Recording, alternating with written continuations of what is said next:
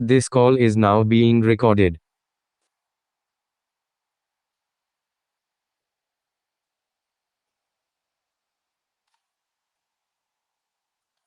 Okay, അപ്പോൾ നമ്മൾ കഴിഞ്ഞ ക്ലാസ്സിൽ പറഞ്ഞു നിർത്തിയത് ചെറിയൊരു വീഡിയോ നമ്മൾ ചെയ്തിട്ടുണ്ടായിരുന്നു. അപ്പോൾ ആ വീഡിയോയിൽ ഈ ഒരു ഫ്രെയിംവർക്കാണ് തന്നത്. ഫ്രെയിംവർക്ക് എന്ന് പറയുമ്പോഴത്തേക്ക് പ്രിവെൻഷൻ ഓഫ് ഗ്ലോബൽ വാർമിംഗ് നമ്മൾ ഏതൊക്കെ രീതിയിലാണ് പഠിക്കാൻ പോകുന്നത് എന്ന രീതിയിലൊരു ഫ്രെയിംവർക്ക് തന്നിട്ടുണ്ടായിരുന്നു. അപ്പോൾ ആ ഫ്രെയിംവർക്കാണ് നിങ്ങൾക്ക് സ്ക്രീനിൽ കാണാൻ പറ്റുന്നത്. പ്രിവെൻഷൻ ഓഫ് ഗ്ലോബൽ വാർമിംഗിൽ ടെക്നോളജിക്കൽ സൊല്യൂഷൻസ് അല്ലെങ്കിൽ എഞ്ചിനീയറിംഗ് സൊല്യൂഷൻസ്, അതേപോലെ ഇൻസ്റ്റിറ്റ്യൂഷണൽ അല്ലെങ്കിൽ ഓർഗനൈസേഷൻ സൊല്യൂഷൻസ് രണ്ടെണ്ണം പഠിച്ചായിരുന്നു. അപ്പോൾ അതിൽ ഈ ഒരു ഭാഗം വളരെ ഇമ്പോർട്ടൻ്റ് ആണ്. ഞാൻ പറഞ്ഞു കറണ്ട് അഫയേഴ്സ് ഒക്കെ വരുന്നത് ആ ഒരു ഭാഗത്താണ്. നമ്മളത് ഡീറ്റെയിൽ ആയിട്ട് പഠിക്കും. അപ്പം ഇന്ന് നമ്മൾ ഡീൽ ചെയ്യാനായിട്ട് പോകുന്നത് ആ ഒരു ടെക്നോളജിക്കൽ സൊല്യൂഷൻസ് അല്ലെങ്കിൽ എഞ്ചിനീയറിംഗ് സൊല്യൂഷൻസ് ആണ് ടു ക്ലൈമറ്റ് ചേഞ്ച്. അപ്പോൾ so right on the heading നമ്മൾ ഇന്നത് മാത്രം പഠിച്ചിട്ട് നിർത്താം, വേഗം നിർത്താം. പിന്നെ അത് എടുക്കണമെന്നുള്ളതുകൊണ്ട് ഞാൻ എടുത്തതാണ്. സോ സ്റ്റാർട്ടിങ് ഫ്രം പേജ് നാടിയിട്ട് UPSC ഇത് ചോദിക്കാറുള്ളതാണ്. ഈ ഭാഗത്തു നിന്നൊക്കെ 1-2 ക്വസ്റ്റ്യൻസ് ഒക്കെ ചോദിച്ചിട്ടുണ്ട്.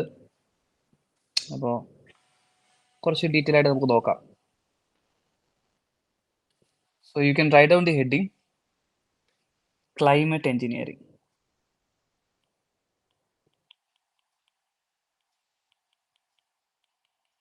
ഞാൻ നോട്ട് നാളെ അപ്ലോഡ് ചെയ്യാവേ. നോട്ടും കഴിഞ്ഞൊരു ആദ്യത്തെ ദിവസത്തെ നോട്ടും ഉണ്ട്, പിന്നെ കഴിഞ്ഞ 2 ക്ലാസ്സും ഉണ്ട്. ഇന്ന് എടുക്കുന്ന ഈ നോട്ടും നാളെ ഞാൻ അപ്ലോഡ് ചെയ്യാം. നാളെ എന്തായാലും ഹിസ്റ്ററി ആയിരിക്കുമല്ലോ.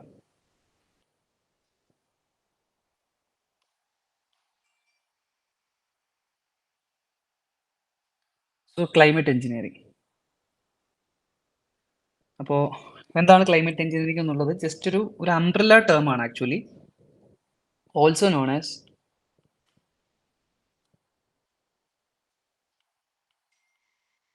Jio engineering. Geo engineering which is an umbrella term. Definition ഒന്നും പഠിക്കണ്ട, ബട്ട് സ്റ്റിൽ അറിഞ്ഞു വെച്ചേക്കാം. Used four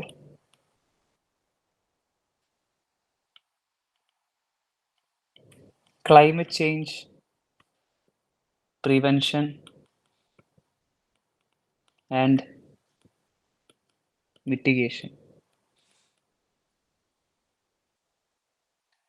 when applied at a planetary scale. പിന്നെ അത് മനസ്സിലാക്കേണ്ട ടേം എന്ന് പറയുന്നത് ക്ലൈമറ്റ് ചേഞ്ച് പ്രിവെൻഷനും മിറ്റിഗേഷനും വേണ്ടിയിട്ടുള്ള ഒരു നമ്മൾ യൂസ് ചെയ്യുന്ന ടെക്നോളജീസിനെയാണ് നമ്മൾ ക്ലൈമറ്റ് എഞ്ചിനീയറിംഗ് എന്ന് വിളിക്കുന്നത്. അപ്പോൾ അതിൽ പ്ലാനറ്ററി സ്കെയിലിൽ, പ്ലാനറ്ററി സ്കെയിൽ എന്ന് പറയുമ്പോഴത്തേക്ക് ഓൾ ഓവർ ഗ്ലോബിൽ നമ്മൾ ചെയ്യുമ്പോഴാണ് ഇതിനെ, അല്ലെങ്കിൽ വളരെ ഒരു ലാർജ് സ്കെയിൽ എന്ന മീനിങ് ആണ് ഇതിനകത്തുള്ളത്,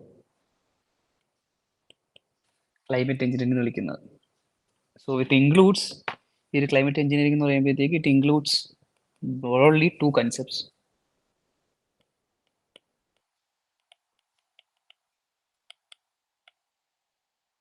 Carbon dioxide removal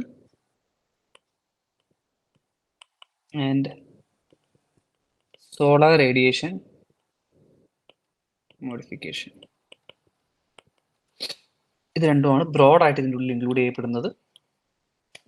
ഒരു സെക്കൻഡ്, ഒരാൾ അഡ്മിറ്റ് ചെയ്തോട്ടെ.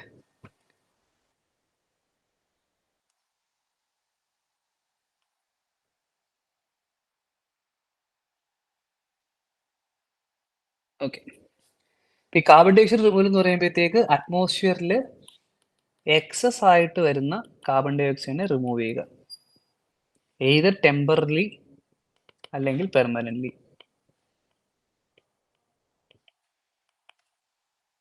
Solar radiation modification means sending back a portion of solar radiation back to space. ഇതാണ് സോളാർ റേഡിയേഷൻ മോഡിഫിക്കേഷൻ, ഈ സോളാർ റേഡിയേഷൻ മാനേജ്മെന്റിനകത്ത് വരുന്നത്. പിന്നെയും ഒത്തിരി കൺസെപ്റ്റ്സുകളൊക്കെ ഈ ഒരു ക്ലൈമറ്റ് എഞ്ചിനീയറിംഗുമായിട്ട് ബന്ധപ്പെട്ട് നമുക്ക് പറയാൻ കഴിയും. എക്സാമ്പിൾ ഇപ്പോൾ ഗ്ലേഷ്യർ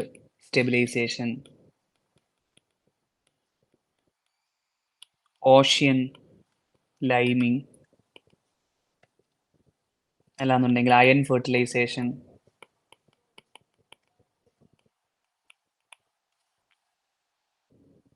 ഇതെല്ലാം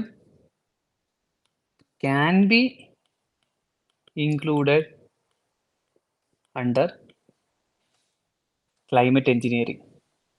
ഇത് ഓരോരോ ലിറ്ററേച്ചറിനകത്ത് ഓരോ രീതിയിൽ പറയും. ഇപ്പോൾ ഗ്ലേഷ്യർ സ്റ്റെബിലൈസേഷൻ എന്തിനാണെന്ന് ചോദിച്ചു കഴിഞ്ഞാൽ to reduce sea level rise and increase ആൽബിഡോ.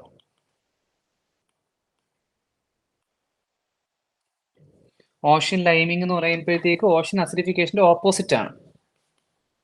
ഓഷ്യന്റെ basicity കൂട്ടുക, ആൽക്കലൈനിറ്റി കൂട്ടുക.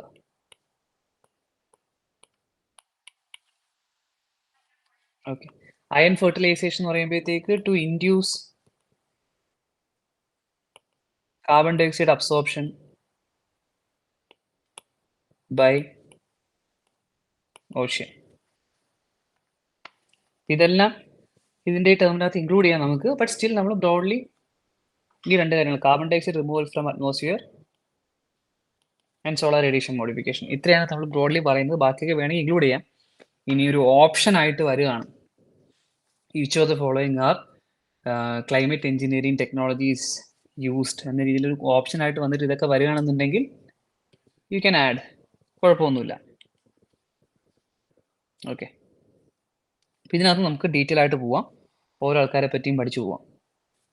മെയിനായിട്ട് നമ്മൾ ഡിസ്കസ് ചെയ്യാൻ പോകുന്നത് ഏറ്റവും കൂടുതൽ ചോദിച്ചിട്ടുള്ളത് ഈ കാർബൺ ഡൈ ഓക്സൈഡ് റിമൂവലിനെ പറ്റിയിട്ടാണ് ഏറ്റവും കൂടുതൽ ചോദിച്ചിട്ടുള്ളത്. അപ്പോൾ നമ്മൾ ഏറ്റവും കൂടുതൽ ഡിസ്കസ് ചെയ്യാനായിട്ട് പോകുന്നത് അത് തന്നെയായിരിക്കും.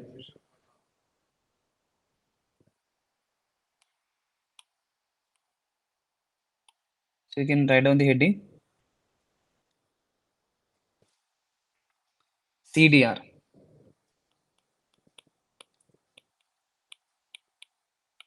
Carbon dioxide removal.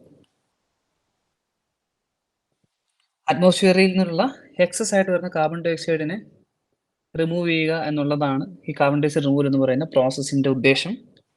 അപ്പോൾ എങ്ങനെയാണെന്ന് ചോദിച്ചു കഴിഞ്ഞാൽ അറ്റ്മോസ്ഫിയറിൽ നിന്ന് കാർബൺ ഡൈ ഓക്സൈഡിനെ അബ്സോർബ് ചെയ്യും,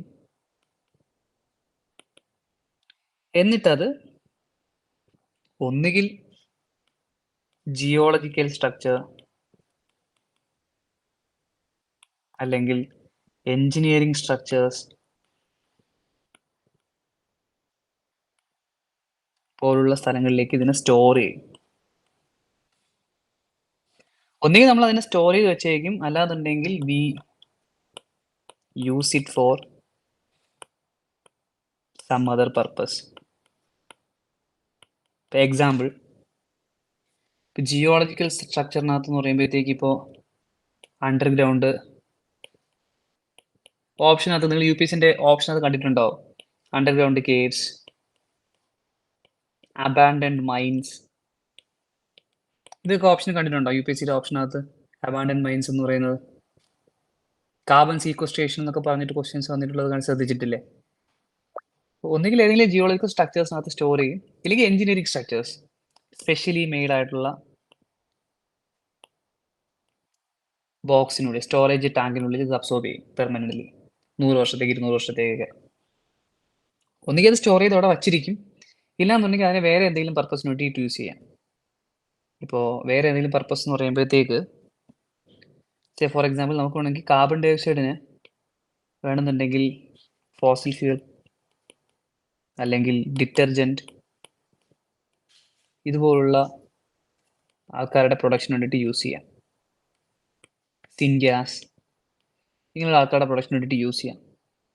ഇല്ലാന്നുണ്ടെങ്കിൽ ഈ കാർബൺ ഡൈ ഓക്സൈഡ് യൂസ് ചെയ്തിട്ട് നമുക്ക് കാർബൺ ഡൈ ഓക്സൈഡിന് ഓയിൽ റിഫൈനറിക്കകത്തൊക്കെ പ്രത്യേകം റോളുണ്ട്.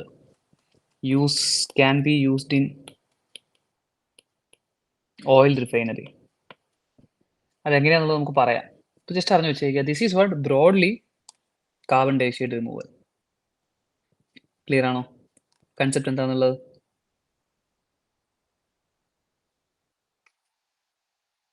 ഓക്കെ അല്ലേ? ശരി. ഈ കാർബൺ ഡൈ ഓക്സൈഡ് റിമൂവലിനെ നമുക്ക് പല രീതിയിൽ ക്ലാസിഫൈ ചെയ്യാനായിട്ട് കഴിയും. ഇപ്പോൾ പല രീതിയിൽ ക്ലാസിഫൈ ചെയ്യാന്ന് വെച്ച് കഴിഞ്ഞാൽ ഒന്ന് ലാൻഡ് ബേസ്ഡ് മെത്തേഡ്സ് ഉണ്ട്. ഇതൊക്കെ അറിഞ്ഞിരിക്കാൻ വേണ്ടിയിട്ടും ഒരു ബ്രോഡ്ലി ഒന്ന് അറിഞ്ഞിരിക്കാൻ വേണ്ടിയിട്ടാണ്.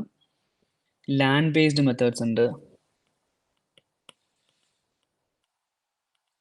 അക്വാട്ടിക് മെത്തേഡ്സ് ഉണ്ട്, ഇനി അതല്ല ഒരു സെക്കൻഡ്, ഈ പറഞ്ഞ പോലെ മെയിൻലി ലാൻഡ് ബേസ്ഡും അക്വാട്ടിക് ബേസ്ഡും വരുന്നത്, അതല്ലാണ്ട് അതർ മെത്തേഡ്സ് ഉണ്ട്. ഇവിടെയൊക്കെ യൂസ് ചെയ്യുന്ന ഒരു കൺസെപ്റ്റ് എന്ന് പറയുന്നത് കാർബൺ സിങ്ക് എന്ന് പറയുന്ന ഒരു കൺസെപ്റ്റ് ആണ്. അതായത് കാർബൺ ഡയോക്സൈഡ് സ്റ്റോർ ചെയ്യുക എന്ന് പറയുന്നത്. ഏറ്റവും ഈസി ആയിട്ടുള്ള ലാൻഡ് ബേസ്ഡ് മെത്തേഡ് പറയുമ്പോഴത്തേക്ക് നമുക്ക് അഫോറസ്റ്റേഷൻ,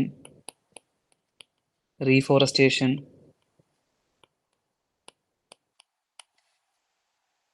കാർബൺ ഫെർട്ടിലൈസേഷൻ,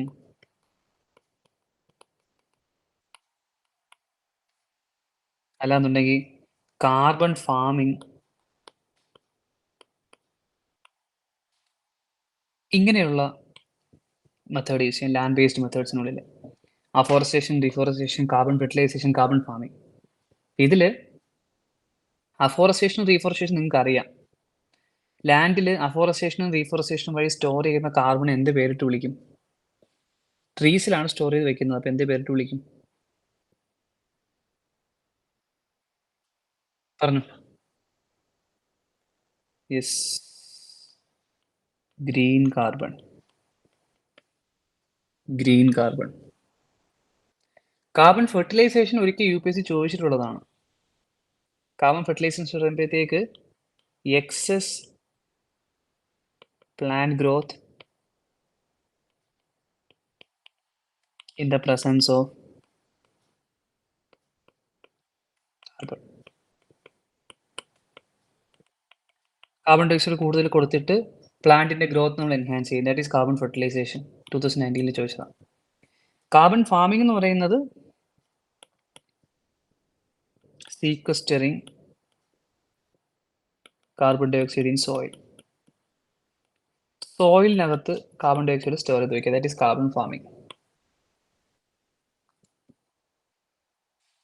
ഓക്കെ, ഇങ്ങനെ പല രീതിയിലുള്ള മെത്തേഡ്സ് ഉണ്ട്.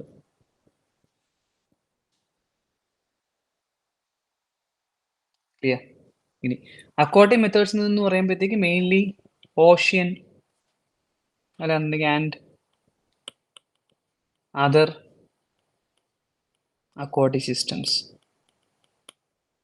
അതിൽ കാർബൺ സ്റ്റോർ ചെയ്ത് വയ്ക്കുക. അതിന് എന്ത് പേരിട്ട് വിളിക്കും? ഓഷൻ അല്ലെങ്കിൽ അതർ അക്വാട്ടിക് സിസ്റ്റത്തിനകത്ത് സ്റ്റോർ ചെയ്ത് വയ്ക്കുന്ന കാർബൺ എന്ത് പേരിട്ട് വിളിക്കും?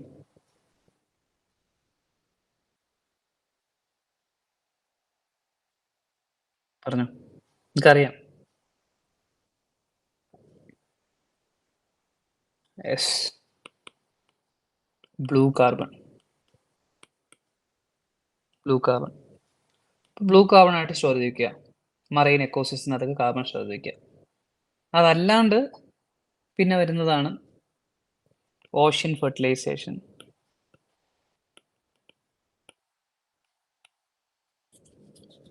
അല്ലാന്നുണ്ടെങ്കിൽ ഓഷ്യൻ, ഞാൻ അങ്ങോട്ടേക്ക് വരാം പ്രവീൺ, അങ്ങോട്ടേക്ക് വരാം. അയൺ ഫെർട്ടിലൈസേഷനിലേക്ക് വരാം. ഈ ഓഷ്യൻ ഫെർട്ടിലൈസേഷൻ തന്നെയാണ് ശരിക്കും അയൺ ഫെർട്ടിലൈസേഷൻ എന്ന് വിളിക്കുന്നത്. Ocean fertilisation, iron fertilisation, ocean liming, അല്ലാന്നുണ്ടെങ്കിൽ ഓഷ്യൻ ആൽക്കലൈനിറ്റി എൻഹാൻസ്മെന്റ്,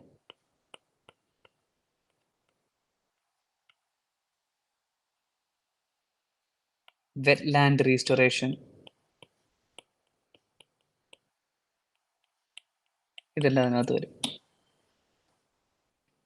ഓഷനുമായിട്ട് ബന്ധപ്പെട്ടോ അല്ലെങ്കിൽ വാട്ടറുമായിട്ട് ബന്ധപ്പെട്ട് പറയാനാണെന്നുണ്ടെങ്കിൽ.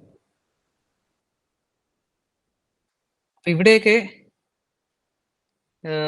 യൂഷ്വലി നമുക്ക് പല ടേംസ് യൂസ് ചെയ്തിട്ട് പറയാം, ഒരേ അർത്ഥത്തിൽ പല ടേംസ് യൂസ് ചെയ്ത് പറയാം. കാർബൺ ക്യാപ്ചർ, കാർബൺ സീക്വസ്ട്രേഷൻ, ഇങ്ങനെ പല ടേംസിലും ഈ ക്ലൈമറ്റ് എഞ്ചിനീയറിംഗ് എന്ന ടേം യൂസ് ചെയ്യുന്നുണ്ട്. ഈ അയൺ ഫെർട്ടിലൈസേഷനിലൊക്കെ ചെയ്യുന്നത് അയൺ നൊഡ്യൂൾസ് സ്പ്രെഡ് ചെയ്തിട്ട് അങ്ങോട്ടേക്ക് കാർബൺ ഡൈ ഓക്സൈഡിന്റെ അബ്സോർപ്ഷൻ കൂട്ടുക എന്നുള്ളതാണ്. നിങ്ങൾ ഈ പറഞ്ഞതുപോലെ ഇതിനകത്ത് ഒരു പ്രോസസ്സും യൂണിവേഴ്സലി അക്ലെയിംഡ് ആയിട്ടുള്ള പ്രോസസ്സൊന്നും അല്ല. പല പ്രോസസ്സുകൾക്കും പല രീതിയിലുള്ള സൈഡ് എഫക്ട്സുകളുണ്ട്. അപ്പോൾ എക്സാമ്പിൾ ഇപ്പോൾ നിങ്ങൾ പറഞ്ഞതുപോലെ കാർബൺ ഡൈ ഓക്സൈഡ് ഓഷനകത്തേക്ക് അബ്സോർബ് ചെയ്യാൻ നോക്കിക്കഴിഞ്ഞാൽ മെയിൻ ആയിട്ടുള്ള പ്രശ്നം വരാൻ പോകുന്നത് വെച്ച് കഴിഞ്ഞാൽ ഓഷ്യൻ്റെ അസിഡിറ്റി കൂടും. ഓഷ്യൻ അസിഡിറ്റി കൂടും. അത് ഓഷ്യൻ അസിഡിഫിക്കേഷനിലേക്ക് ലീഡ് ചെയ്യും. അതൊരു സൈഡ് എഫക്റ്റ് ആണ്. ബട്ട് സ്റ്റിൽ നമ്മൾ പറയുമ്പോഴത്തേക്ക് ഈ കാര്യം പറഞ്ഞു പോകുന്നു എന്നുള്ളതേ ഉള്ളൂ. എന്തൊക്കെ ചെയ്യാം എന്നുള്ളത് ഒരു കൺട്രോൾഡ് റേറ്റിലാണെന്നുണ്ടെങ്കിൽ നമുക്ക് ഇതൊക്കെ ചെയ്യാം എന്നുള്ള രീതിയിൽ പറഞ്ഞതാണ്. ഓക്കെ അല്ലേ പ്രവീണ?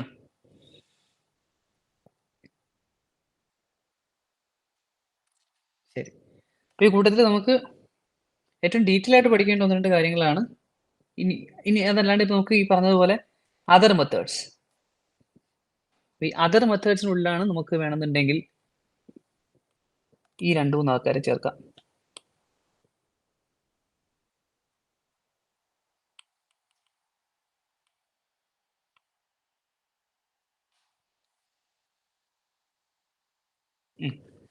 അതർ മെത്തേഡ്സിനുള്ളിൽ നമുക്ക് വേണമെന്നുണ്ടെങ്കിൽ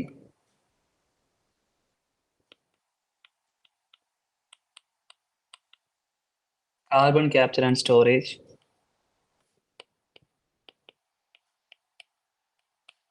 carbon sequestration, 3 bio energy with carbon capture and storage.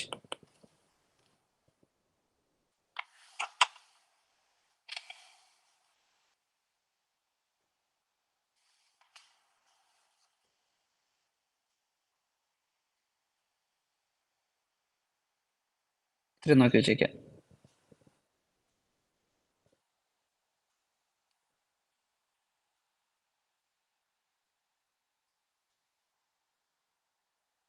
Carbon capture and storage എന്ന് പറയുമ്പോഴത്തേക്ക് ഇപ്പൊ കാർബൺ ഓക്കെ അല്ലേ? മുന്നോട്ട് പോട്ടെ.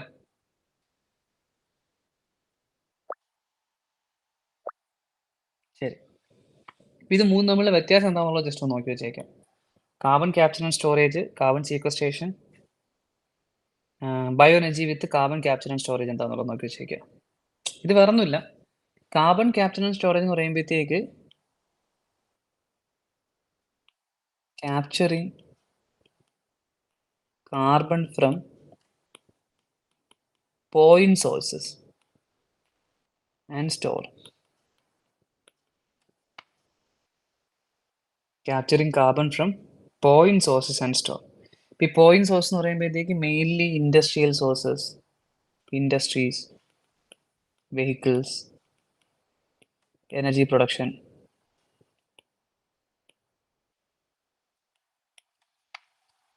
ഇങ്ങനെയുള്ള സ്ഥലത്ത് നിന്ന് carbon dioxide direct absorb ചെയ്യുക, അത് സ്റ്റോർ ചെയ്യുക. That is carbon capture and storage. Carbon സീക്വസ്ട്രേഷനിലേക്ക് വരുമ്പോഴത്തേക്കുള്ള മെയിൻ വ്യത്യാസം അറ്റ്മോസ്ഫിയറിക് കാർബൺ ഡൈ ഓക്സൈഡിനെ അബ്സോർബ് ചെയ്യുക ആൻഡ് സ്റ്റോർ. അതെവിടെയൊക്കെ സ്റ്റോർ ചെയ്യാന്ന് ചോദിച്ചു കഴിഞ്ഞാൽ ഞാൻ നേരത്തെ പറഞ്ഞതുപോലെ underground caverns, deep saline structures, അല്ലാന്നുണ്ടെങ്കിൽ abandoned mines, etc. That is what carbon sequestration. ഇതൊരു 400 years സ്റ്റോർ ചെയ്യുക. That is what carbon sequestration. And third one, നമ്മളിതിനെ BECCS എന്നാണ് വിളിക്കുന്നത്, bio energy with carbon capture and storage. Bio energy with carbon capture and storage എന്ന് പറയുമ്പോഴത്തേക്ക് വ്യത്യാസമൊന്നുമില്ല. 2 ടേമായിട്ട് ആലോചിച്ച് നോക്കിയാൽ മതി. Bio energy with carbon capture and storage. ഇതിൻ്റെയൊക്കെ ഉദ്ദേശം കാർബൺ ഫുട് പ്രിന്റ് കുറയ്ക്കുക എന്നുള്ളതാണ് മെയിൻലി. ഇപ്പോൾ കാർബൺ ക്യാപ്ചർ ആൻഡ് സ്റ്റോറേജിന്റെ ഉദ്ദേശം എന്ന് വെച്ചാൽ കാർബൺ ഫുട് പ്രിന്റ് കുറയ്ക്കുക എന്നുള്ളതാണ്. നിങ്ങൾക്കറിയാം കാർബൺ ഫുട് പ്രിന്റ് എന്താണെന്നുള്ളത് നിങ്ങൾക്ക് അറിയാം. അതേപോലെ ബയോ എനർജി വിത്ത് CCSന്റെ ഉദ്ദേശം കാർബൺ ഫുട് പ്രിന്റ് കുറയ്ക്കുക. BECES, BECCS, to reduce carbon footprint. അല്ലാന്നുണ്ടെങ്കിൽ to make negative emission. അവിടെ 3 കൺസെപ്റ്റ് മനസ്സിലാക്കി വെച്ചേക്കാം. Carbon positive, carbon neutral, carbon negative. Carbon positive എന്ന് പറയുമ്പോഴത്തേക്ക് കാർബൺ എമിറ്റ് ചെയ്യുന്നത്, example fossil fuel. Carbon neutral എന്ന് പറയുന്നത് കാർബൺ എമിറ്റ് ചെയ്യുന്നില്ല, കാർബൺ അബ്സോർബ് ചെയ്യുന്നില്ല, കാർബണുമായിട്ട് യാതൊരു ബന്ധവുമില്ല. ഫോർ എക്സാമ്പിൾ സോളാർ എനർജി അല്ലെങ്കിൽ wind energy, that is carbon neutral. Carbon negative എന്ന് പറയുമ്പോഴത്തേക്ക് കാർബൺ എമിറ്റ് ചെയ്യുന്നുമില്ല, അതേസമയം ഉള്ള കാർബൺ അബ്സോർബ് ചെയ്യുന്നുണ്ട്, അബ്സോർബിങ് എക്സിസ്റ്റിംഗ് കാർബൺ. ആ ഒരു പ്രോസസ്സ് നടക്കുമ്പോഴത്തേക്ക് അവിടെ ഉണ്ടായിരുന്ന ബാക്കിയുള്ള കാർബൺ കൂടി അബ്സോർബ് ചെയ്യുന്നുണ്ട്. ഈ BECES എന്ന് പറയുന്നത് ഒരു തരത്തിൽ ഒരു കാർബൺ നെഗറ്റീവാണ്. എക്സാമ്പിൾ, ഫോർ എക്സാമ്പിൾ നമ്മൾ ബയോഗ്യാസ് ഓൾറെഡി ഒരു കാർബൺ ന്യൂട്രൽ പ്രോഡക്റ്റ് ആണെന്ന് അറിയാമോ? ബയോഗ്യാസ്,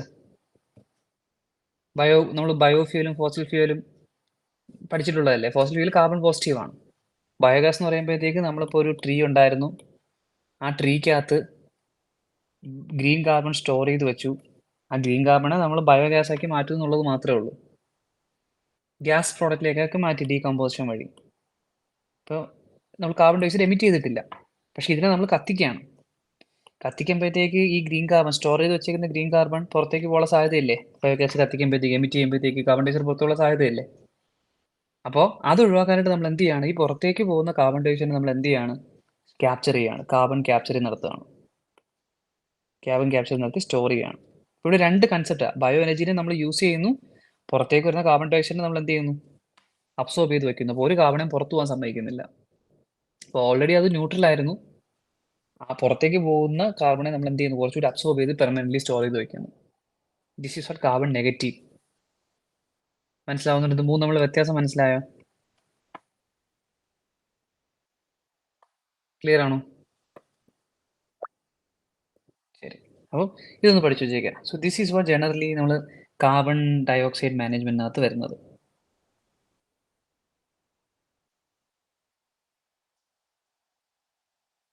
ഓക്കെ അല്ലേ? ശരി, ഒരു സെക്കൻഡ്, ഞാൻ കുറച്ച് നോട്ട് എടുത്ത് വെച്ചിട്ടുണ്ടായിരുന്നു, ഒന്നെടുക്കട്ടെ.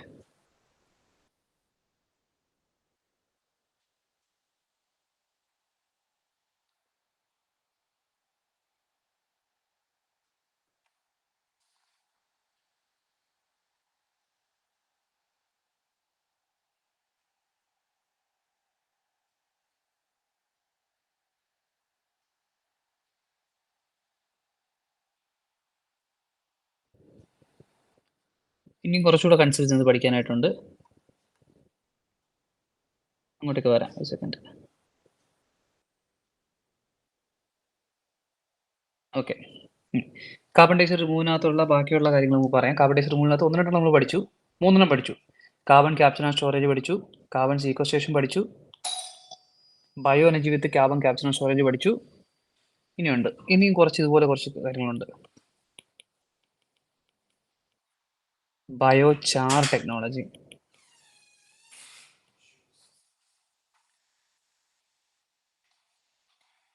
അടുത്തൊരു ടെക്നോളജി ഉണ്ട്,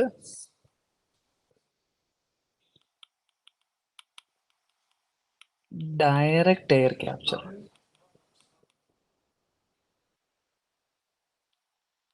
ആറാമത്തെ വേറൊരു technology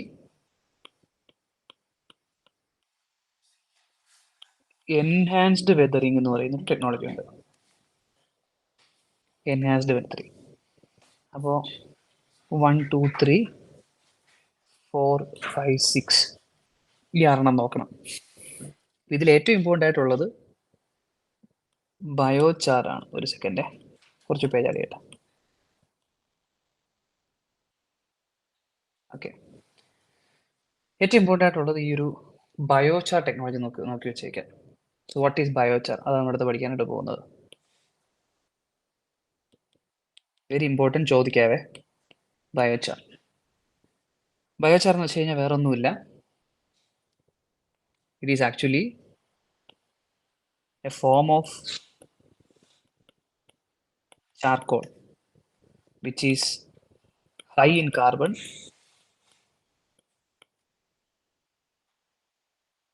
produced through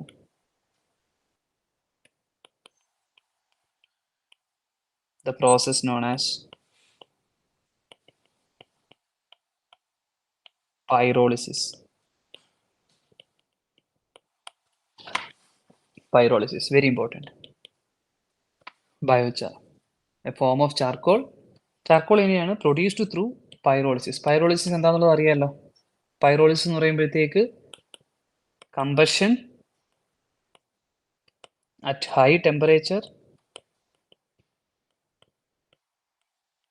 in the absence of oxygen. Science and technology പഠിക്കുന്നതാണ്. അല്ലാന്നുണ്ടെങ്കിൽ ലിമിറ്റഡ് പ്രസൻസ്.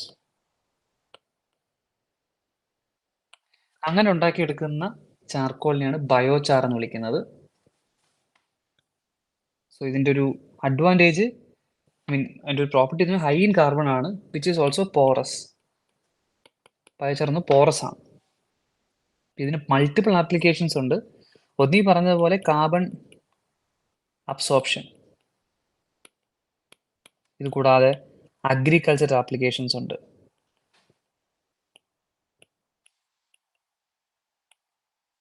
സോയിൽ ഫെർട്ടിലിറ്റി ഒക്കെ കൂട്ടാനായിട്ട് നമുക്ക് യൂസ് ചെയ്യാം. ആപ്ലിക്കേഷൻസ് ഒക്കെ എന്ത് വന്നു കഴിഞ്ഞാൽ എഴുതിക്കോ. ബയോചാറിൻ്റെ ഒക്കെ ആപ്ലിക്കേഷൻസ് എന്ത് വേണോ എഴുതിക്കോ. സോ ബയോചാറിന് ഡീറ്റെയിൽ ആയിട്ട് നോക്കി വെച്ചേക്കാം. ക്ലിയർ? ഫോറസ്റ്റ് ഫയർ ആയിട്ട് റിലേറ്റഡ് ആണോ ബയോചാർ? ഫോറസ്റ്റ് ഫയർ ആയിട്ടൊന്നും ബന്ധമില്ല, അങ്ങനെ ഡയറക്റ്റ് ബന്ധം തോന്നുന്നില്ല. അടുത്ത ഡയറക്റ്റ് എയർ ക്യാപ്ചർ. ഇത് കഴിഞ്ഞു. Direct air capture. Direct air capture എന്ന് പറയുമ്പോഴത്തേക്ക് നമുക്ക് വേണമെങ്കിൽ അതിനെ DAC എന്ന് വിളിക്കാം. Direct air capture, absorbing carbon dioxide directly from atmosphere. ഒരു തരത്തിൽ പറഞ്ഞു കഴിഞ്ഞാൽ ഇതൊരു കാർബൺ സീക്വസ്ട്രേഷൻ തന്നെയാണ്. കാർബൺ സീക്വസ്ട്രേഷൻ എന്ന് പറയുമ്പോഴത്തേക്ക് നിങ്ങൾ മനസ്സിലാക്കേണ്ടത്, അതൊന്ന് പറഞ്ഞുതരാം. Direct air capture, absorbing carbon dioxide directly from atmosphere. നിങ്ങൾക്ക് അവിടെ വ്യത്യാസം, ഡയറക്റ്റ് എയർ ക്യാപ്ചറും direct air capture and carbon ക്യാപ്ചറും തമ്മിലുള്ള വ്യത്യാസം മനസ്സിലാക്കാൻ പറ്റുന്നുണ്ടോ? ഒന്ന് പറഞ്ഞു നോക്കൂ.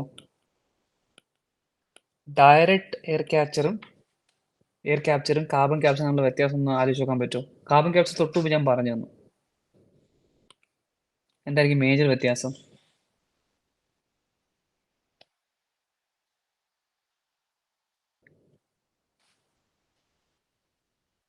കാർബൺ ക്യാപ്ചർ എന്ന് പറയുമ്പോഴത്തേക്ക് യെസ്, കാർബൺ ഡയോക്സൈഡ് എവിടെ നിന്നാണ് അബ്സോർബ് ചെയ്യുന്നത്? കാർബൺ ക്യാപ്ചർ ഞാൻ പറഞ്ഞു തന്നു. കാർബൺ ഡയോക്സൈഡ് എവിടെ നിന്ന് അബ്സോർബ് ചെയ്യുന്നത്? ഒരു വേർഡ് പറഞ്ഞു തന്നു. Yes, point sources. പക്ഷേ ഡയറക്റ്റ് എയർ ക്യാപ്ചർ എന്ന് പറയുമ്പോഴത്തേക്ക് എന്താണ്? From atmosphere. ക്ലിയർ ആണോ? അറ്റ്മോസ്ഫിയർ അബ്സോർബ് ചെയ്ത് ഇതിനെ സ്റ്റോർ ചെയ്യുമ്പോൾ മാത്രമാണ്, സ്റ്റോർ ചെയ്യുക ആ ഒരു കൺസെപ്റ്റിലേക്ക് കൂടെ എത്തുമ്പോൾ മാത്രമാണ് ഇതിനെ സീക്വസ്ട്രേഷൻ എന്ന് വിളിക്കുന്നത്. സ്റ്റോർ ചെയ്യാതെ തന്നെ ഇതിനെ വേറെ മൾട്ടിപ്പിൾ യൂസസിന് വേണ്ടിയിട്ട് യൂസ് ചെയ്യാം. മനസ്സിലാവുന്നുണ്ടോ? ഒരു പ്രധാനപ്പെട്ട യൂസ് എന്ന് പറയുന്നത്, ഇപ്പോൾ ഈ ഡയറക്റ്റ് എയർ ക്യാപ്ചറിൻ്റെ ഒരു പ്രധാനപ്പെട്ട യൂസ് എന്ന് പറയുന്നത്, പല പല ആപ്ലിക്കേഷൻസ് ഉണ്ട്. ഒരു മെയിൻ യൂസ് ആണ് എൻഹാൻസ്ഡ് ഓയിൽ റിക്കവറി. ഇത് വരുമ്പോഴത്തേക്ക് കൺഫ്യൂഷൻ വരും. എങ്ങനെയാണ് കാർബൺ ഡയോക്സൈഡ് ഓയിൽ റിക്കവറിക്കകത്ത് യൂസ് ചെയ്യുന്നുള്ളത്? ഈ ഒരു ടേം നോക്കി വെച്ചേക്കാം. Enhanced oil recovery. എന്താണ് എൻഹാൻസ്ഡ് ഓയിൽ റിക്കവറി എന്ന് പറയുമ്പോഴത്തേക്ക് നിങ്ങൾക്ക് അറിയാം, സാധാരണ ഫോർ എക്സാമ്പിൾ ഇതൊരു ഓയിൽ റിഫൈനറി ആണ്. ഇപ്പോൾ ഫോർ എക്സാമ്പിൾ ഓയിൽ റിഫൈനറി ഒരു ഫിഗർ വരച്ച് കഴിഞ്ഞാൽ നമ്മൾ ഓയിൽ റിഫൈനറി എടുക്കുന്നത് എവിടെ നിന്നാണ്? ഇപ്പോൾ സെഡിമെന്ററി റോക്സിൽ നിന്നാണ് ഓയിൽ നമ്മൾ എടുക്കുന്നത്. ഫോർ എക്സാമ്പിൾ ഇത് സെഡിമെന്ററി റോക്സ് ആണ്. ഇവിടെ കുറച്ച് ഓയിൽ ഉണ്ട്, ഓയിൽ ഡിപ്പോസിറ്റ് ആണിരിക്കട്ടെ. അപ്പം നമ്മളിത് ഓയിൽ എടുക്കാനായിട്ട് നമ്മളൊരു വെല്ല് ഡിഗ് ചെയ്തു. വെല്ല് ഡിഗ് ചെയ്തിട്ട് നമ്മൾ ഇതിനകത്ത് നിന്ന് ഓയിൽ അബ്സോർബ് ചെയ്യാണ്, ഫോസിൽ ഫ്യൂൽ അബ്സോർബ് ചെയ്യാണ്. ഫോസിൽ ഫ്യൂൽ അബ്സോർബ് ചെയ്തിട്ട് നമ്മൾ അത്യാവശ്യം ഫോസിൽ ഫ്യൂലൊക്കെ ഓയിലൊക്കെ ഇതിനകത്ത് എടുത്തു. പക്ഷേ സ്റ്റിൽ കുറച്ച് ബാക്കിയുണ്ട്. ഇപ്പോൾ കിണറ്റിൽ നിന്ന് വെള്ളം കോരുമ്പോഴത്തേക്ക് കുറച്ച് വെള്ളം ബാക്കി കിടക്കില്ലേ? അല്ലെങ്കിൽ ടാങ്കിൽ നിന്ന് വെള്ളം കോരുമ്പോഴത്തേക്ക് ടാങ്കിനകത്ത് നമുക്ക് മാക്സിമം കോരിയെടുക്കാൻ പറ്റുന്നത് എടുത്തു കഴിഞ്ഞാലും കുറച്ച് സാധനം ഇവിടെ ബാക്കി കിടക്കും. ഇത് ആണ് അൺറിക്കവേർഡ് ഓയിൽ. ഇതുപോലെ എല്ലാ ഓയിൽ മൈൻസിനുള്ളിലും കുറച്ച് അൺറിക്കവേർഡ് ഓയിൽ ഉണ്ടാവും. അപ്പോൾ നമുക്ക് സക്ക് ചെയ്തെടുക്കാനായിട്ട് പറ്റത്തില്ല. അപ്പോൾ ചെയ്യുന്നത് എന്താണെന്ന് ചോദിച്ചു കഴിഞ്ഞാൽ, ഈ ഓയിലിനകത്തേക്ക് അല്ലെങ്കിൽ ഓയിൽ വെൽസിനകത്തേക്ക് നമ്മൾ ഹൈ പ്രഷറിൽ, നമ്മുടെ കയ്യിൽ ഓൾറെഡി കുറച്ച് കാർബൺ ഡൈ ഓക്സൈഡ് ഇരിപ്പുണ്ട്, അറ്റ്മോസ്ഫിയറിൽ അബ്സോർബ് ചെയ്ത് ചെയ്യുന്ന കാർബൺ ഡൈ ഓക്സൈഡ് ഇരിപ്പുണ്ട്. ഹൈ പ്രഷറിൽ ഈ കാർബൺ ഡൈ ഓക്സൈഡ് അകത്തേക്ക് ഇഞ്ചെക്ട് ചെയ്യും. ഹൈ പ്രഷറിൽ നിങ്ങൾ ആലോചിച്ച് നോക്കൂ, ഹൈ പ്രഷറിൽ ഇപ്പോൾ ചായയിലിട്ട് നമ്മൾ ഊതുമ്പോൾ ആലോചിച്ച് നോക്കൂ, വെള്ളം തെറിക്കത്തില്ലേ? ഗ്ലാസ്സിലേക്ക് ഊതുമ്പോഴത്തേക്ക് തെറിക്കത്തില്ലേ വെള്ളം? അതേപോലെ ഈ വെല്ലിനകത്തേക്ക് ഹൈ പ്രഷറിൽ കാർബൺ ഡൈ ഓക്സൈഡ് നമ്മൾ അകത്തേക്ക് ഇഞ്ചെക്ട് ചെയ്യണം. ബാക്കിയുള്ള ഈ ഓയിൽ മുകളിലേക്ക് പമ്പപ്പ് ആവും. So pumping up of oil, pumping up of oil by using high pressure carbon dioxide, which is actually captured from atmosphere, is known as enhanced oil recovery. മനസ്സിലായോ? Enhanced oil recovery. Clear ആണോ? ശരി, okay. Last ഒരാളെ കൂടി നമുക്ക് പഠിക്കാനായിട്ടുള്ളൂ, enhanced weathering. Enhanced weathering വളരെ സിമ്പിളാണ്. Weathering നമുക്ക് naturally നടക്കുന്ന ഒരു പ്രോസസ്സാണ്.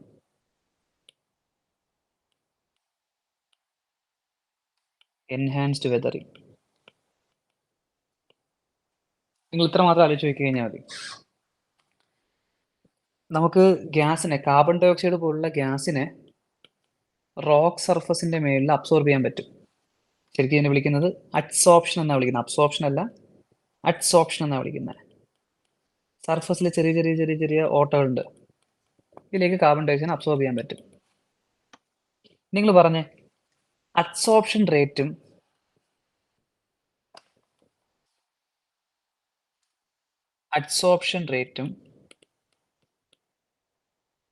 സർഫസ് ഏരിയയും തമ്മിലുള്ള റിലേഷൻ എന്താണ്?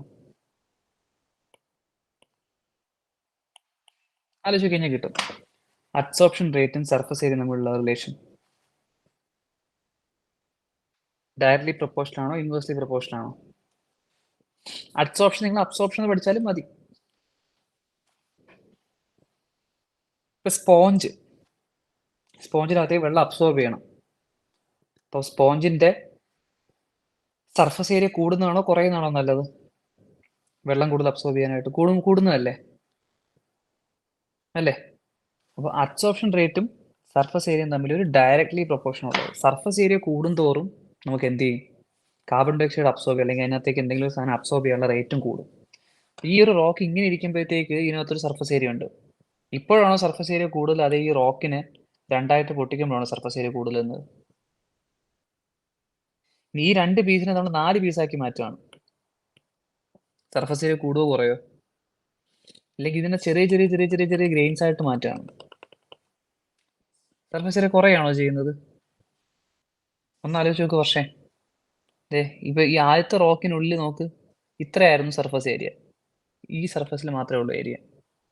ഇവിടെ എത്തുമ്പോഴത്തേക്ക് നോക്ക്, ഇവിടെ ഇതൊരു ഫുൾ സർഫസ് ആണ്, ഇതൊരു ഫുൾ സർഫസ് ആണ്. ഏരിയ കൂടിയില്ലേ? എക്സ്ട്രാ കുറച്ച് സർഫസ് അവിടെ കിട്ടിയില്ലേ? നമ്മൾ എത്രത്തോളം ചെറുതാക്കോ അത്രത്തോളം സർഫസ് ഏരിയ കൂടിക്കൊണ്ടിരിക്കും. എന്ത് ചെയ്യണ്ട, ഇവിടെ ഇത്രയും സർഫസ് എക്സ്ട്രാ വന്നതാണ്. മനസ്സിലാവുന്നുണ്ടോ? നമ്മൾ എത്ര ഗ്രെയിൻസ് ആക്കി മാറ്റും അതെല്ലാം ഓരോരോ സർഫസ് ആയി മാറിക്കൊണ്ടിരിക്കുകയാണ്. ഓക്കെ, അപ്പോൾ പാർട്ടിക്കിൾ സൈസ് കുറയും തോറും സർഫസ് ഏരിയ കൂടിക്കൊണ്ടിരിക്കും. ഈ ഒരു പ്രോസസ്സിനെയാണ് എന്തെന്ന് വിളിക്കുന്നത്? എൻഹാൻസ്ഡ് വെതറിംഗ് എന്ന് വിളിക്കുന്നത്. എൻഹാൻസ്ഡ് വെതറിംഗ് വഴി നമുക്ക് കാർബൺ ഡയോക്സൈഡ് അബ്സോർപ്ഷൻ കൂട്ടാനായിട്ട് കഴിയും. അബ്സോർപ്ഷൻ എന്നോ അബ്സോർപ്ഷൻ എന്നോ പറഞ്ഞു, രണ്ടും ഒരേപോലെയൊക്കെ തന്നെ, വ്യത്യാസമൊന്നുമില്ല. ക്ലിയർ ആണ്?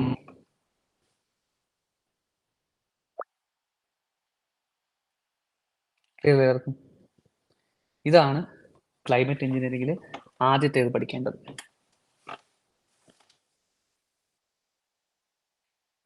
ഒന്നുകൂടി നമുക്കൊന്ന് സമ്മപ്പ് ചെയ്ത് കഴിഞ്ഞാൽ, ക്ലൈമറ്റ് എഞ്ചിനീയറിംഗ് എന്ന് പറയുന്ന ആ ഒരു ഹോൾ പ്രോസസ്സിനുള്ളിൽ രണ്ട് ബ്രോഡ് ആയിട്ടുള്ള ആക്ടിവിറ്റീസ് ഉള്ള കാർബൺ ഡയോക്സൈഡ് റിമൂവൽ.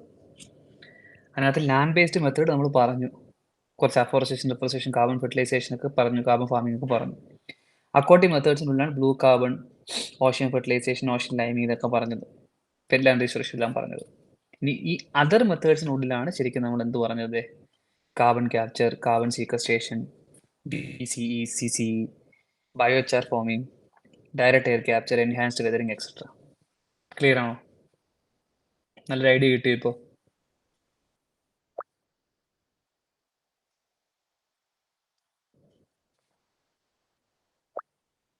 ഓക്കെ, ഇനി ക്ലൈമറ്റ് എഞ്ചിനീയറിംഗിലെ രണ്ടാമത്തെ aspect,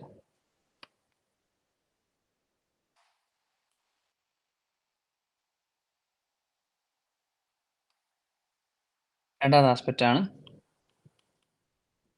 solar radiation management. Solar radiation management വളരെ ഈസിയാണ്. നമുക്ക് എർത്തിന്റെ ഹീറ്റ് ബജറ്റ് ഒക്കെ ഞാൻ ഫസ്റ്റ് ക്ലാസ്സിൽ പറഞ്ഞു തന്നിട്ടുണ്ടായിരുന്നു. അത് കാണാത്ത ആൾക്കാരുണ്ടെങ്കിൽ ആ ഫസ്റ്റ് വീഡിയോ കാണാം ഗ്ലോബൽ വാർമിങ്ങിനകത്ത്. ഈ ഹീറ്റ് ബജറ്റിൽ ഒത്തിരി ഹീറ്റ്, സോളാർ റേഡിയേഷൻസ്, ഇൻസോളേഷൻ താഴേക്ക് വരുന്നുണ്ട്. വരുന്ന ഇൻസുലേഷനെ മുകളിലേക്ക് അയക്കുക. പല രീതിയിലുണ്ട് സോളാർ റേഡിയേഷൻ മാനേജ്മെന്റ്. ഒന്ന്, ആൽബെഡോ എൻഹാൻസ്മെന്റ്. പറഞ്ഞൂടെ? ആൽബിഡോ എൻഹാൻസ്മെന്റിലൊക്കെ അറിയാം. ആൽബിഡോ എന്താണെന്നുള്ളത് ഞാൻ പറഞ്ഞു തന്നില്ല, ഓർമ്മയുണ്ടോ? ആൽബിഡോ എന്താണെന്നുള്ളത്? Increasing reflectivity of surfaces. Yes. 2,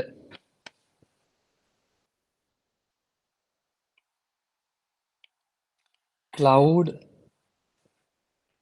brightening. ഇല്ലാന്നുണ്ടെങ്കിൽ ഇതിനെ മറൈൻ ക്ലൗഡ് ബ്രൈറ്റ്നിങ് എന്ന് വിളിക്കും. മറൈൻ ക്ലൗഡ് ബ്രൈറ്റ്നിങ് എന്ന് പറയുമ്പോഴത്തേക്ക് ഓഷ്യന്റെ മേളിലുള്ള, ഇത് ഓഷ്യനാണ്, ഓഷ്യന്റെ മേളിലല്ലേ ഏറ്റവും കൂടുതൽ ക്ലൗഡ് ഫോം ചെയ്യുന്നത്. അത് ആലോചിച്ച് കഴിഞ്ഞാൽ അറിയാലോ എന്താണെന്നുള്ളത്. വാട്ടർ വാപ്പറേറ്റ് ചെയ്ത് മുകളിലേക്ക് പോകുന്നത് ഓഷ്യന്റെ മേളിലാണല്ലോ. അപ്പോൾ ഇവിടെയുള്ള ക്ലൗഡിനെ ബ്രൈറ്റൻ ചെയ്യുക. അവിടെയും ചെയ്യുന്നത് എന്താടാ? അവിടെയും ചെയ്യുന്നത് എന്താ? മറൈൻ ക്ലൗഡ് ബ്രൈറ്റനിങ് അല്ലെങ്കിൽ ക്ലൗഡ് ബ്രൈറ്റനിങ് എന്ന് പറയുമ്പോഴത്തേക്ക് എന്താ അവിടെ ചെയ്യുന്നത്? ക്ലൗഡിന് എന്ത് കൂട്ടുന്നു?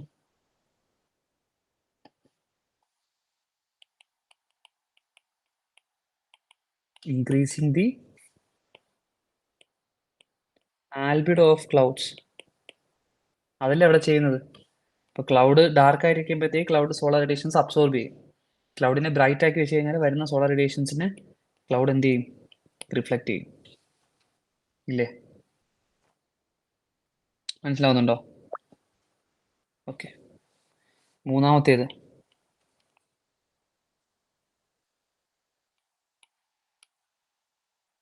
Sulphate aerosol injection. Sulphate aerosol injection into stratosphere. ഇതിലും നിങ്ങൾ പണ്ട് പഠിച്ചത്, നമ്മൾ ഗ്ലോബൽ വാർമിങ്ങിന്റെ ഇനിഷ്യൽ ക്ലാസ്സസ് ഓർക്കുന്നുണ്ടെങ്കിൽ അറിയാൻ കഴിയും. എയറോസോള് പല കളറിലുണ്ട്. ബ്ലാക്കിലുണ്ട്, വൈറ്റിലുണ്ട്. ബ്ലാക്ക് എന്ന് പറയുമ്പോഴത്തേക്ക് നിങ്ങളുടെ ബ്ലാക്ക് കാർബൺ ഒക്കെ ബ്ലാക്കിനകത്ത് വരുന്നതാണ്. റിമെമ്പർ, ഓർക്കുന്നുണ്ടോ? വൈറ്റ് കളറിനകത്ത് വരുന്നതാണ് സൾഫേറ്റ് എയറോസോൾ. ബാക്കി നിങ്ങൾ പറഞ്ഞു. ഈ സൾഫേറ്റ് എയറോസോൾ എടുത്ത് സ്ട്രാറ്റോസ്ഫിയറിൽ ഇഞ്ചെക്ട് ചെയ്യും. മീനിങ് സ്ട്രാറ്റോസ്ഫിയറിൽ കുറച്ച് ക്ലൗഡ് ഉണ്ടാവും, സ്ട്രാറ്റോസ്ഫിയറിൽ കുറച്ച് ക്ലൗഡ് ഉണ്ടാവും. ആ ക്ലൗഡിലേക്ക് സൾഫേറ്റ് എയറോസോൾ ഇഞ്ചെക്ട് ചെയ്യും.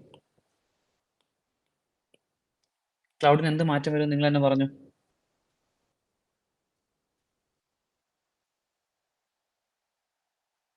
പറഞ്ഞു. ക്ലൗഡിന് എന്ത് മാറ്റം വരും?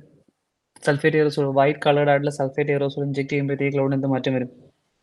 ആൽബിഡോ ഇൻക്രീസസ്. ഒറ്റ സാധനം തന്നെയാണ്, ആൽബിഡോ ഇൻക്രീസസ്. ഇതിനകത്ത് തന്നെ സൾഫേറ്റ് എയറോസോൾ ഇഞ്ചെക്ഷൻ തന്നെ നമുക്ക് വേണമെന്നുണ്ടെങ്കിൽ സ്ട്രാറ്റോസ്ഫിയറിക് എയറോസോൾ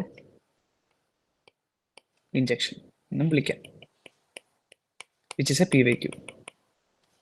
ഞാൻ ഈ പറഞ്ഞതിനകത്ത് 2-3 PYQ ചോദിച്ചിട്ടുണ്ട്, അത് അവസാനം പറഞ്ഞുതരാം. ഇതൊരു PYQ ആണ്. സ്ട്രാറ്റോസ്ഫിയറിക് എയറോസോൾ ഇഞ്ചെക്ഷൻ എന്ത് കോണ്ടെക്സ്റ്റിലാണ് സ്ട്രാറ്റോസ്ഫിയറിക് എയറോസോൾ ഇഞ്ചെക്ഷൻ യൂസ് ചെയ്യുന്നത്? ക്ലൈമറ്റ്, ഗ്ലോബൽ കൂളിംഗ് ആയിട്ട് ബന്ധപ്പെട്ടാണ്. In the context of global cooling. പറയാം പ്രവീൺ, അങ്ങോട്ടേക്ക് വരാം, ഞാൻ പറയുന്നതേ ഉള്ളൂ. ഇതും നിങ്ങളിവിടെ കൺഫ്യൂഷൻ ഉണ്ടായി പോകുന്നൊരു കാര്യം, ഈ stratospheric aerosol injection versus cloud seeding. Confusion ആകരുത്. ക്ലൗഡ് സീഡിങ് എന്തിനു വേണ്ടിയിട്ടാണ് യൂസ് ചെയ്യുന്നത്? ക്ലൗഡ് സീഡിങ്, യെസ്, ആർട്ടിഫിഷ്യൽ റെയിനിന് വേണ്ടിയിട്ടാണ്. അവിടെ യൂസ് ചെയ്യുന്ന നമ്മൾ മെത്തേഡ്സ് എന്ന് പറയുന്നത് സിൽവർ അയോഡൈഡ് ഉള്ള കെമിക്കൽസ് ആണ് ക്ലൗഡ് സീഡിങ്ങിനകത്ത് യൂസ് ചെയ്യുന്നത്. അപ്പോൾ കൺഫ്യൂഷൻ ആയി പോയത്. This is not a climate engineering technology. Okay, stratospheric aerosol injection, sulphate aerosol injection ആണ് ആലോചിക്കേണ്ടത്. ക്ലിയർ അല്ലേ? അടുത്ത പറയട്ടെ. പ്രവീൺ അടുത്ത് പറഞ്ഞ സാധനം തന്നെയാണ്, ക്ലൗഡ് തിന്നിങ്. അടുത്ത മെത്തേഡാണ് ക്ലൗഡ് തിന്നിങ്. 4-മത്തേത് ക്ലൗഡ് തിന്നിങ്. ക്ലൗഡ് തിന്നിങ് എന്ന് പറയുമ്പോഴത്തേക്ക്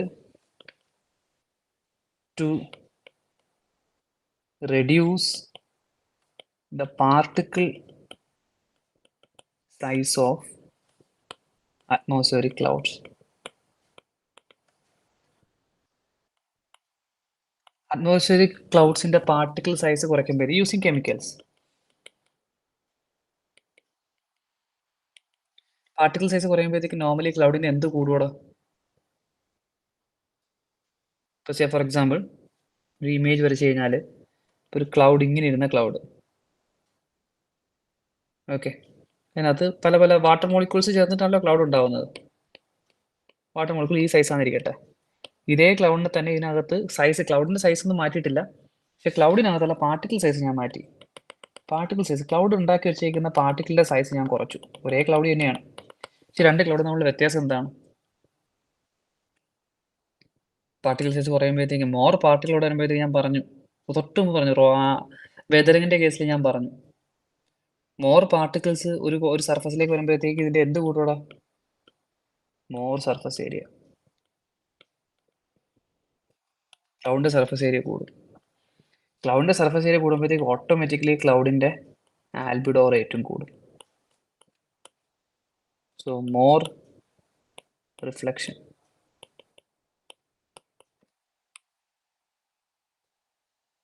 ക്ലൗഡ് തിന്നിങ്. മനസ്സിലായോ?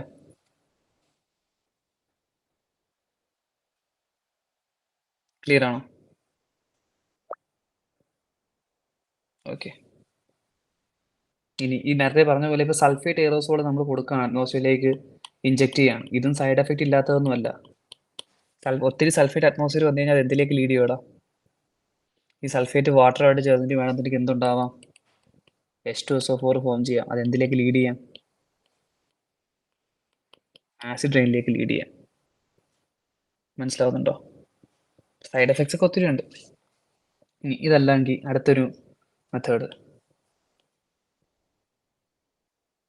installing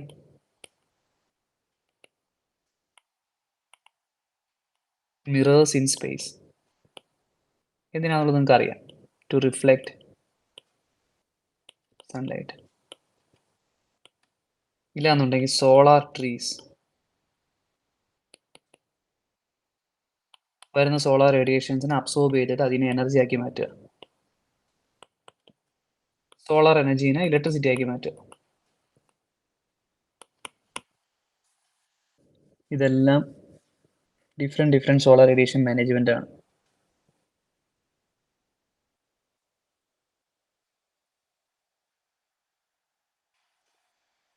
ക്ലിയർ ആണോ?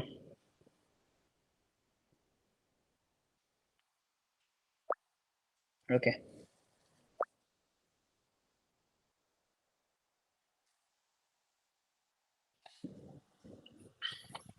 സോ ദിസ് സംസ് അപ്പ്. ഇതെല്ലാം ചെയ്യുന്നതാണ് ക്ലൈമറ്റ് എഞ്ചിനീയറിംഗ്. ഒരു ഇമ്പോർട്ടൻ്റ് ഏരിയ ആണ്. മിക്കപ്പോഴും ഇത് എൻവയോൺമെൻറ്റ് ക്ലാസ്സുകളിൽ സ്കിപ്പ് ചെയ്ത് വിടാറാണ് പതിവ്. ജസ്റ്റ് പറഞ്ഞു വിട്ട് സ്കിപ്പ് ചെയ്ത് പോകാറാണ് പതിവ്. ഇപ്പോൾ ഒരു കോംപ്രിഹെൻസീവ്ലി ക്ലിയർ ആയത് രണ്ടും എന്താണെന്നുള്ളത് യൂസ് ചെയ്യുന്ന ഡിഫറെൻറ്റ് ടെക്നോളജീസ് ഓരോന്ന് എന്തൊക്കെയാണെന്നുള്ളത് ക്ലിയർ അല്ലേ? ഇതിനുള്ളിൽ ഈ sulphate aerosol injection is A PYQ. ഇത് PYQ ആയിട്ട് ചോദിച്ചിട്ടുള്ളതാണ്. മറൈൻ ക്ലൗഡ് ബ്രൈറ്റനിങ് വേണമെന്നുണ്ടെങ്കിൽ ചോദിക്കാം. ബയോചാർ ഒരു പൊട്ടൻഷ്യൽ PVC ക്വസ്റ്റ്യൻ ആണ്. ബയോചാറിൻ്റെ ആപ്ലിക്കേഷൻസ്. കാർബൺ സീക്വസ്ട്രേഷൻ 2 വർഷത്തെ PYQ ആണ്. ഒരേപോലത്തെ സിമിലർ ക്വസ്റ്റ്യൻ 2 വർഷം ചോദിച്ചിട്ടുണ്ടായിരുന്നു. കാർബൺ സീക്വസ്ട്രേഷൻ PYQ ആണ്. അതേപോലെ ബ്ലൂ കാർബൺ PYQ ആണ്. കാർബൺ ഫെർട്ടിലൈസേഷൻ PYQ ആണ്. ബ്ലൂ കാർബൺ എനിക്ക് 2021 ചോദിച്ചാന്ന് തോന്നുന്നു. ഇതെല്ലാം PYQs ആണ്.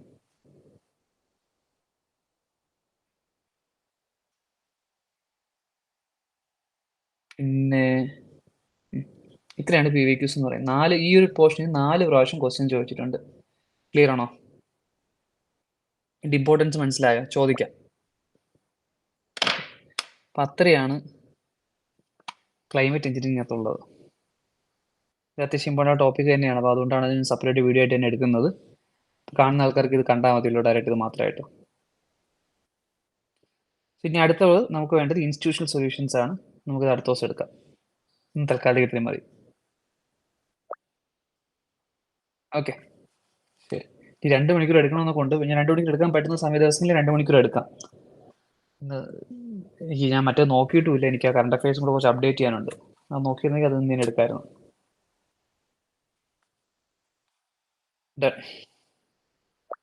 അടുത്ത ദിവസം കാണാം.